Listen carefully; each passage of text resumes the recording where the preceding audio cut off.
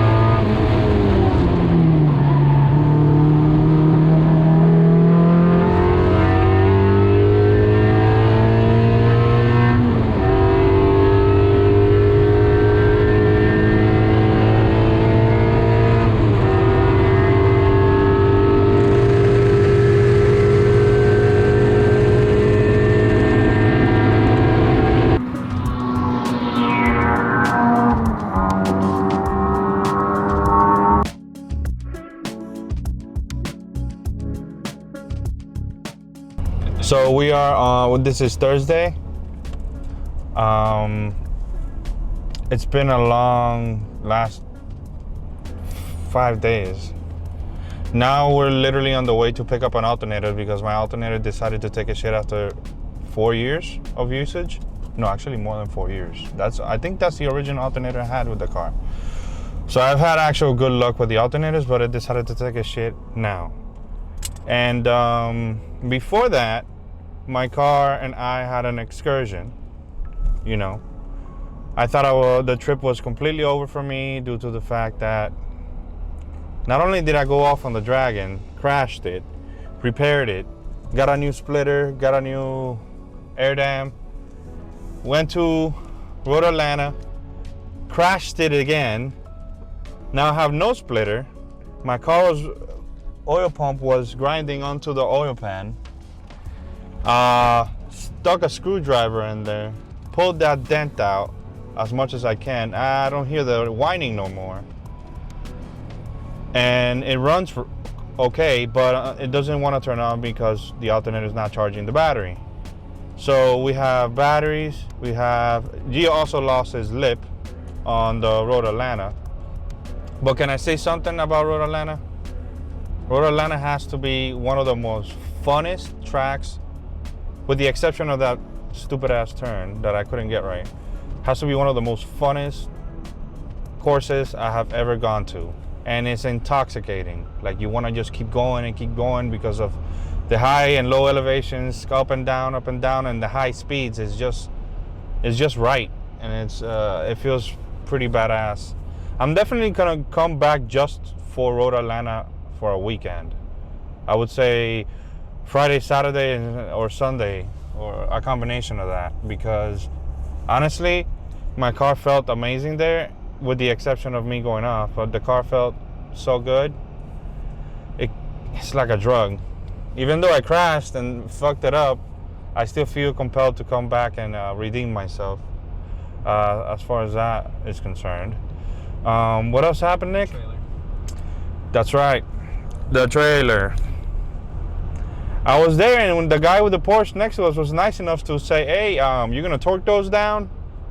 And when we look at the wheel of the trailer, the nuts drove themselves out, all of them, not one, not two, not three, all of them. How much? I think 7 of them or something.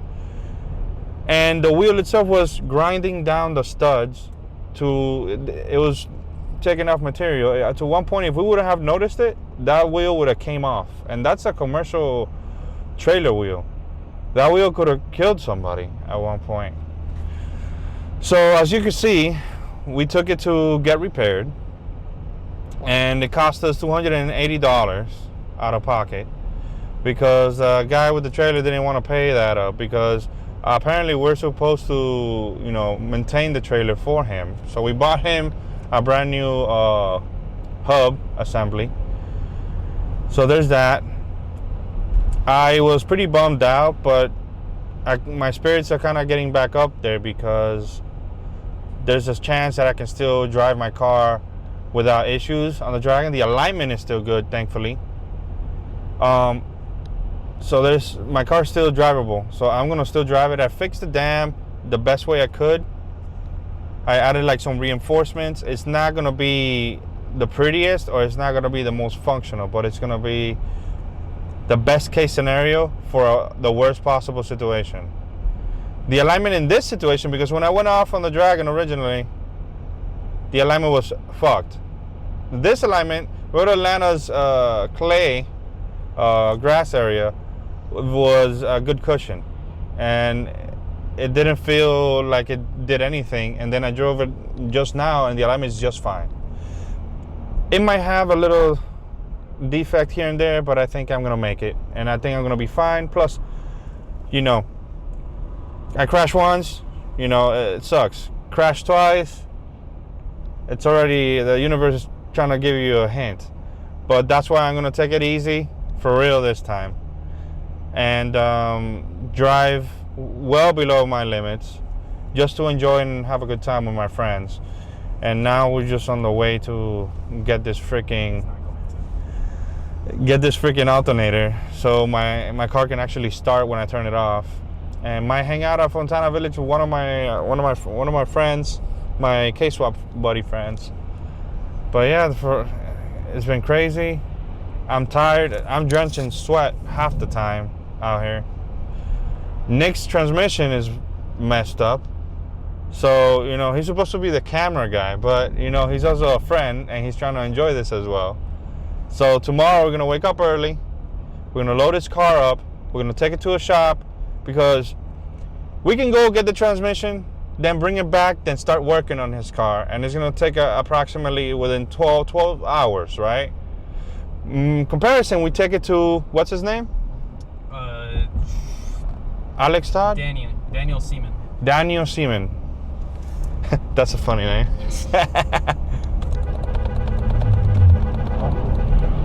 We're going to take it to Daniel Seaman. And he's gonna do the work in about 2 to 3 hours. And we don't have to do anything. We just have to tow it there early in the morning at 12. By about 2 o'clock, the car should be done. 2:30, maybe 3 o'clock, the car should be done. He can drive it back up. We just park the trailer, call it a day. Nick has his car back. I don't have to keep hurting my hands or my back, working on cars. Hopefully, this will be the last of it. Hopefully. So we can enjoy Miatas at the Gap, because Miatas at the Gap unofficially started.